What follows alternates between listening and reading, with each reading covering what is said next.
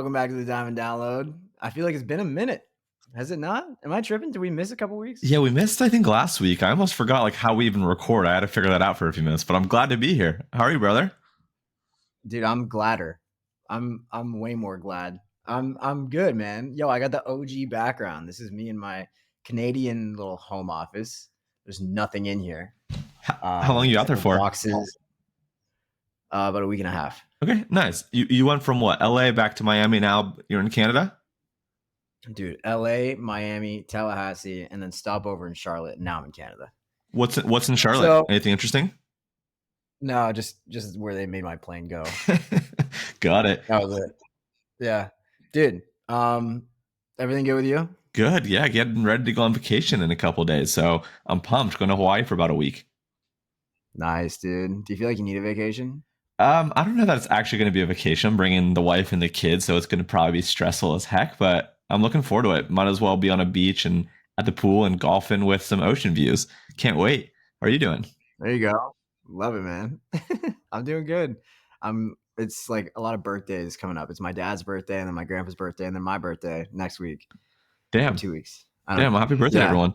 I know we got some great topics. Should we start with that first one? I want to hear about your weekend.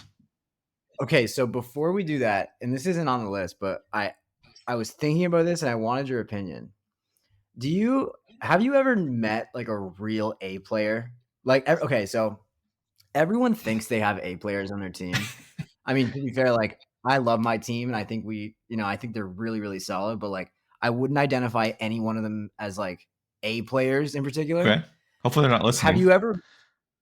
No, they know. I mean, like, but they're also all like under 25. Like, there's no way you can be an A player, like, when you're super new to this game. But have you met anyone or have you worked with anybody who you know for a fact it was very obvious that they were an A player? Yeah, I'd say the girl that runs my LinkedIn business, I guess essentially calling her my COO. When I first interviewed her, I had 5 to 7 other interviews lined up. She was my second person I interviewed on the day. I literally called the staffing firm. I was like, we're canceling all the other interviews. This is the one. I just knew like from the first interview that she was the one. And we've been working now for about a year. Rock star, like just absolute rock star in every capability. Like from working with me, knowing how I work, to working with the team, to working with clients, like very multifaceted, multidimensional. I don't think that business would have been as successful without her. So, and she's a mom of like 3 or 4 kids. She lives in Ukraine on like a farm. Like she like is an A player in family and work, as a friend. Like she's great. Interesting. 'Cause I'm thinking more along the lines of like a corporate, like between 250 to like $1 million a year, like in corporate America. Cause like, you've told me a lot about her and it sounds like she rips. But like she's kind of like a VA, right? Or she started as that? I guess she started more as that, but like, bro, she runs the show. Like she sourced, interviewed, recruited, trained, and manages the entire team. We've got like 12, 13 employees now. She did all of that like herself. She literally, it feels like honestly I work for her. Like every day I have like a list of things I have to do. Send this invoice, do that. So I feel like I'm the VA in this situation. Let's be honest. So she's quite good. We don't have any 250 to $1 million employees on the team right now. Anyone that makes that typically is like an owner or a partner in our businesses. So she's the best example I could think of. Okay, interesting. All right.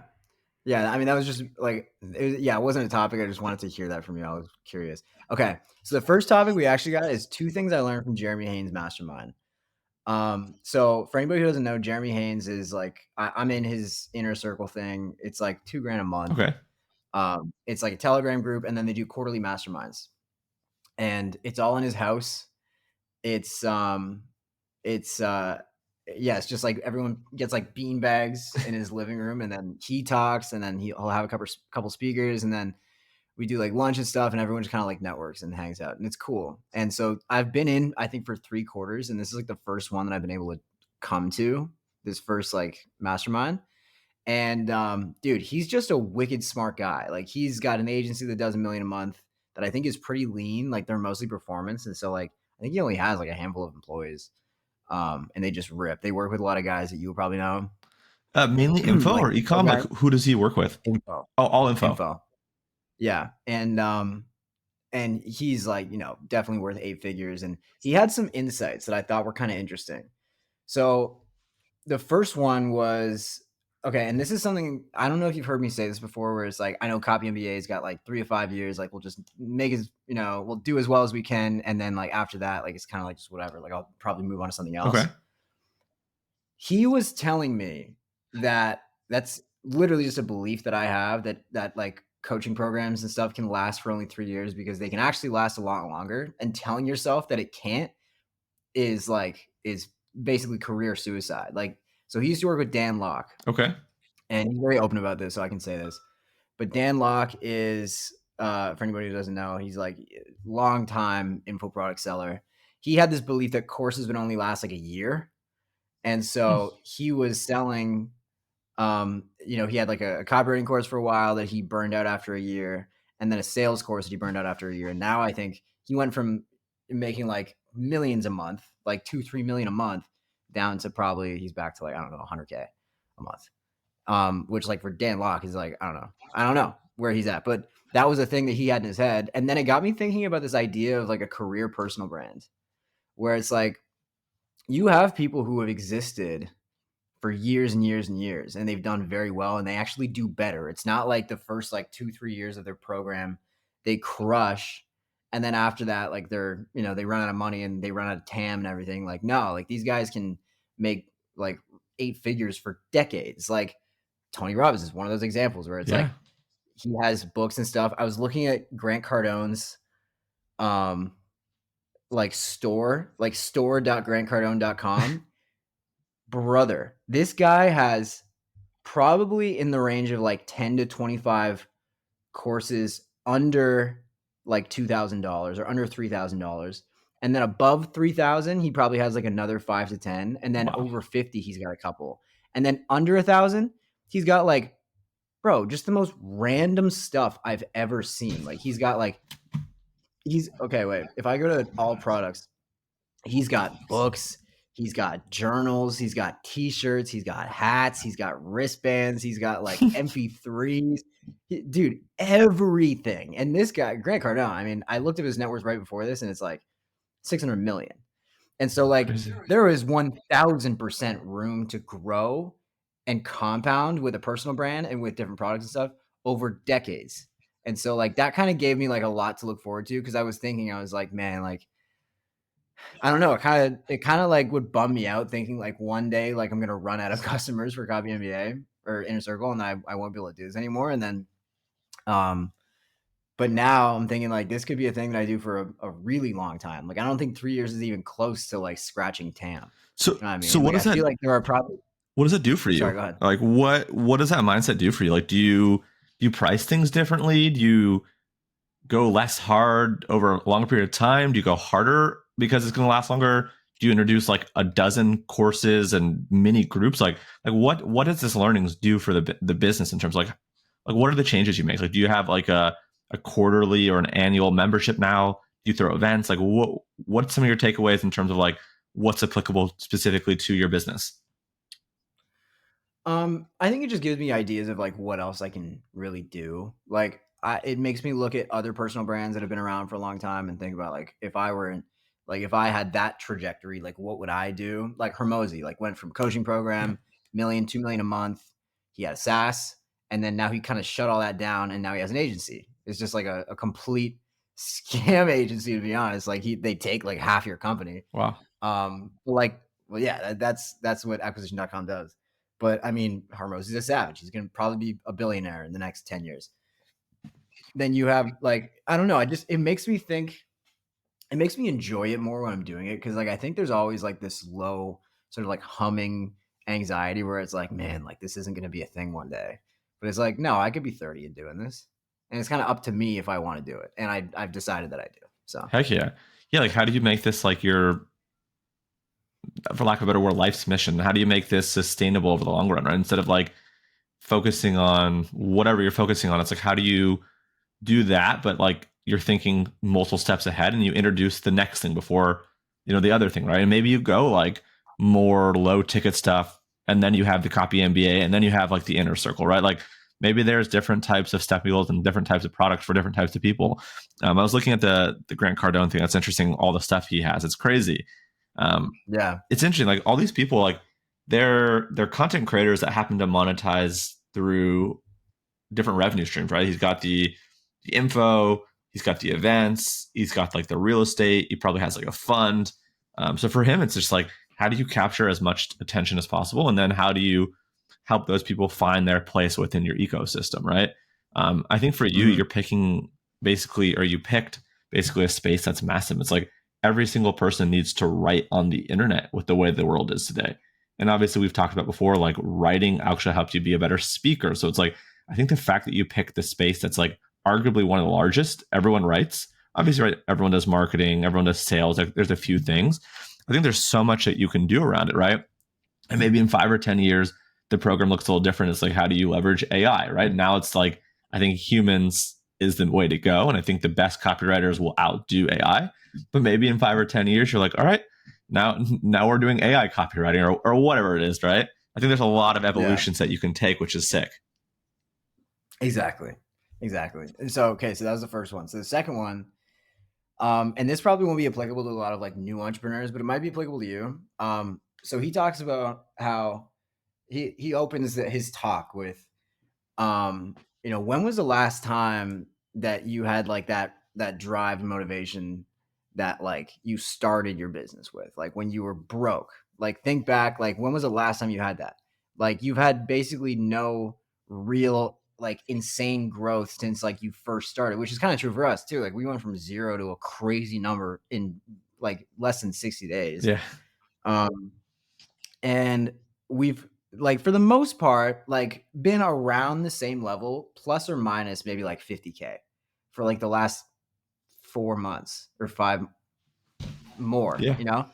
and so he was talking about how like in order for you to actually grow in business, like if you're stagnant, like you have to take some sort of like massive risk that number one will like sort of be proven to like make you more money, and two, put you in a place where you feel a little bit uncomfortable Yeah. to the point where it'll motivate you to work harder. So the example he used is this one of his clients who's worth probably close to 70, 80 million. Wow. He has one business that does 1.1, 1.2 million a month in profit, just basically automatic. And then he has another one that does like 7 to 900K a month. That's the info one. Okay. And so that info business has been doing that number since they started, which funny enough was 3 years ago. And so that sort of just feeds point one, but they've been kind of stuck. And so this guy's rich, and Jeremy was telling this client, like, listen, like we got to put like an uncomfortable amount of money into ads and it will make a world of difference. And this guy, Jeremy's a media buyer. Like that's what he does. And so like he took 500,000 from this client, and the client did not want to do it because he'd never spend more than like 30K in a month on ads. And so they took 500,000 and dumped it into like 800 different creatives for literally engagement campaigns. And somehow Jeremy's going to do his thing On and what flip that platforms? into like, Specifically Instagram, Facebook, YouTube, like what platforms? I think Instagram, like Meta and TikTok, pretty sure. Okay, got it. And knowing Jeremy, he's going to flip this into 1.52 million. And so he's going to like literally double his business in a month just because he decided to take this insane, unnecessary, or not unnecessary, but necessary, uncomfortable risk. Yeah. And so I think for anybody who's stagnant, like you have to try and think about like what's something that you can do where it's like a huge step that's not going to like financially screw you for the rest of your life, but also, might just change everything for you and put you in a different position. It's interesting. Do you have any like crazy risk stories like that? Um, Not really. There's something that I've been like going back and forth on LinkedIn lately. Like there's a page that I've been looking at buying where I'm like, man, I can't spend 6 figures on this page. Like it just doesn't make sense. And like it just has been eating up on me. Like, do I do it? Do I not do it? I'm like, man, I could go buy a business that actually makes money like for the 6 figure amount that I have to pay for this page. So definitely thinking about that makes me uncomfortable. It's been something that's been weighing on me for a couple weeks. In another business, I'm buying more equity. Like I'm owed some money for some of the commissions I made. And instead of taking it to my pocket, I'm kind of betting on the company. I'm buying back some shares. So nothing like crazy, like I'm dropping 500K on ads, maybe one day. But nothing crazy for a while, which is maybe not the right answer, right? Maybe the right answer should be, I'm doing these crazy things and I'll tell you the results. So I'll have to report back. What about yourself? Like, I know you, I don't know if it's crazy, but I know you hired someone recently for kind of some of the TikTok consulting. I got to imagine that's probably not that expensive and not that crazy. Although you being more active on TikTok probably will have some hopefully sizable returns on the business. Like, what are you thinking about in terms of that? I mean, that wasn't a big risk at all. That was like 5K. Okay. Um, Yeah. I would like that got me thinking, because I was like, what could I do differently? What kind of risk can I take? And we are about to spend a bunch of money on ads once Griff is done doing his thing. But I don't know. And that's kind of like the thought exercise where it's like, what do we do? You know, like if we're trying to grow really hard, like I feel like that page that you want to buy like would be a great example. But it's also kind of like, all right, you could probably build a page that would be worth 6 figures in like 6 months anyway. Yeah. Like, is it worth it for you to just like, would it make a huge difference? Like, it's not going to directly make you money. It gets better results for your students, kind of, right? Yeah. Or I not think the students, results would be better, but it's like the results are pretty good. So that's why I'm weighing. It's like, do I want to go spend my daughter's both their college funds on a LinkedIn page with the hopes that like it helps a little bit, or do I want to like just build it myself or buy something? So I've been going back and forth. I've been having dreams and nightmares about this lately. Yeah, I would say that's a pretty clear like no. Yeah. That's interesting. Yeah, I think you got that. You're talented at growing these types of pages. Like, you just understand like how to make that type of content. So I wouldn't feel like you have to buy it. You know who would be a good fit to buy it? Someone who like has more money than they know what to do with and doesn't know LinkedIn. Yes. And they just want to basically get the result that you're providing for $500 a month. Yeah. But they want to pay 6 figures to just like speed run it and get that account. I don't think it's a good fit for you. Yeah, I think that's kind of what I've rationalized as well. But that's cool. This event sounds great. I know a couple of people that also went to it, so it seems like there's a really good circle. What's the second topic? Let's go to there. Oh wait, yeah, okay. So I gotta actually pull this up because it's a tweet. But you know how sometimes we like talk about tweets on here? I saw a tweet yesterday while I was in the Charlotte airport that I thought was super sick. And just so this is from Vance E. I actually I talked about this briefly with my email list, but most people aren't going to be on that. So I want you and I to talk about it. So it's this guy, Vance E. He goes, if there's one thing I learned in a decade of combat, it's how powerful your subconscious mind is. This is the moment I learned that. It takes 18 seconds to understand. And this part I actually want you to participate in. Okay. So what he says to do, just like do it. Okay. Picture a bright yellow lemon. Cut that lemon up into quarters, mentally, of course. Picture the lemon completely ripe. So much juice is dripping as you cut. Now imagine picking up a quarter and chewing it. Imagine the juice and the pulp of the lemon and the peel. All of it being chewed and sour as can be. Now, if you close your eyes and visualize that, you'll notice your mouth watered. Did it? A little bit, right? Yes. Yeah. This is the power. Your mind has a conscious and subconscious. One is aware and logical, and the other one only believes what it's told. The subconscious has no idea what's real or fake. In your head, imagining that lemon, it thought it was really happening. Now, here's the kicker. Your subconscious is so powerful, it prepared your body to digest a lemon. That wasn't real. Your mouth watering was a complete bodily reaction to a fake lemon. Now, imagine what happens when you feed your mind fear and doubt all day long. You can consciously reprogram your subconscious mind by what you tell it daily. And you know this deep down. You've seen people with complete conviction. Isn't it funny how things usually work out for them? Be mindful, it'll pay off. That's interesting. It kind of gets me thinking about that fight over the weekend. I didn't watch it. I didn't know anything about it. What's his name? Ryan Garcia. Ryan Garcia. And obviously, I have a lot of thoughts that aren't relevant to this about that, but kind of got me thinking about that fight, right? And some of the posts this guy's making and some of the stuff he's saying. It's like this guy believes with every ounce of his being, consciously and subconsciously, that he's the greatest fighter in the world, right? And I think he's probably able to pull off things that maybe you otherwise wouldn't. And I actually think I posted something over the weekend too, kind of about like Kobe Bryant. Someone had sent me Kobe Bryant's podcast about like, I think it's actually one of his last podcasts. It was like in October, November of 2019. I think he passed away like in January of 2020. And it was just talking about like the determination, the dedication, and just like when you really want something, like everything that you see helps you accomplish that thing, right? So I feel like the greatest people to that tweet are able to control and use their subconscious to their benefit. And I think unfortunately the masses are their subconscious allows them to not accomplish things, right? It hinders them from accomplishing the things that they want to because the voice inside their head that they don't know how to control is telling them, you can't do this. This is scary. This is dangerous. No, don't do that, right? This is going to cause pain. And by the way, the Kobe thing was about like, since basketball from the age of 13 was the most important thing that he wanted, everything that he saw, whether it was a TV show, a book, or the people he talked to, he kind of looked at it through the lens of basketball. How does this make me better at basketball, right? And everything he did, literally everything had that point of view that like the world is your library to focus on the craft that you want. So it's like, I feel like that's kind of related here where it's like, if you tell your subconscious and you train it over time, it's kind of like a muscle, right? If you have it honed in and focused on the few things that you want, I think naturally over time, it's just going to do its thing and propel you to make decisions that are beneficial versus basically having you pause or stop to think about things that maybe you should otherwise do, right? What are your thoughts? Did you have any kind of takeaways from that?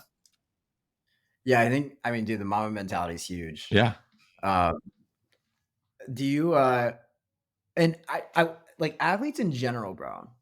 I've always been fascinated by the fact that like I don't know. I think I have a pretty strong mindset for the most part, and I think you do too. But I still think like if I'm in a game, right? Let's just say basketball. And by the way, I was I sitting saw that. very close. Which You game was saw that? that? That Yeah, was Heat versus who? even bold Heat versus Bulls? in the bold. Yeah. Sick. So the Heat are now they're now in the playoffs. I haven't checked anything since then, but um so I don't know how we're doing, but it was a great game. Super fun, super exciting. It was electric, bro. Like there was some cool shit that So happened. cool. Anyway, watching these guys, right? And they're humans, like regular dudes. It's weird seeing it up close because like they're standing right there and you realize how massive they are, but like they're just regular meat and bone, just like you and I are. And like these guys can have a game, right? Where like they're just like they're missing everything. Like everything they put up, like they're just like 0 for 10 in like the first like half or something like that. Yeah. Second half, they come back, something clicks in their brain, and then they go like 10 for 12 or something like that. They're just on fire. Yeah. I think it's insane how you can like mentally get yourself out of a rut in minutes, like some of these guys do. Like that's a thing that I think athletes have that I wish like if entrepreneurs had that, then they would just be ripping that like nothing can affect them for that long. Cause that's a very hard thing to do is to turn like take your L and get over it in like basically seconds. 100%. You ever seen a show called Billions?